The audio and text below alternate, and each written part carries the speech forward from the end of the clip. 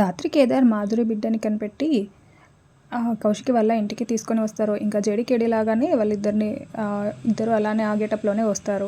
వచ్చి మాధురికి బిడ్డను అప్పచెప్పడంతో ఇంకా ఇంట్లో హాల్లోకి అందరూ వచ్చి చూస్తూ ఉంటారు. చాలా హ్యాపీగా ఫీల్ అవుతూ ఉంటారు.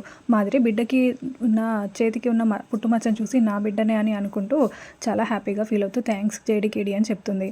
ఇంకా మరోవైపు శ్రీవల్లి అక్క ధాత్రి వదిన కేదార్ అన్నయ్య బయటికి వెళ్ళి జేడీకేడీ వాళ్ళని కలవడానికి వెళ్ళి చాలాసేపు అయింది కదా, వాళ్ళకు కూడా విషయం చెప్పండి, వాళ్ళు టెన్షన్ పడుతూ ఉంటారు, బిడ్డ దొరికాడని చెప్పండి అక్క అని చెప్పడంతో కౌశికి ధాత్రికి ఫోన్ చేస్తుంది.